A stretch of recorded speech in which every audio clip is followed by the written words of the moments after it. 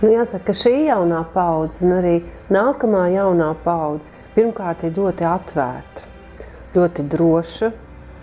Tas nozīmē, viņi nebaidās ne no kā, nebaidās arī no iespējamiem zaudējumiem, iespējams, noteikti ļoti tehniska.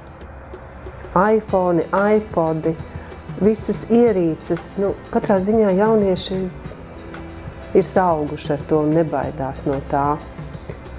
Mans vēstījums nākamajām paudzēm un arī šīs dienas maziem bērniņiem, nedaudz lielākiem, pa starpu visiem tehnikas sasniegumiem, kas noteikti ar katru brīdi attīstīsies vēl vairāk, apstāties, ieklausīties jūrā, paskatīties skaistā mežā, ieraudzīt skaistu saulrietu, saulēktu un lasīt grāmatas.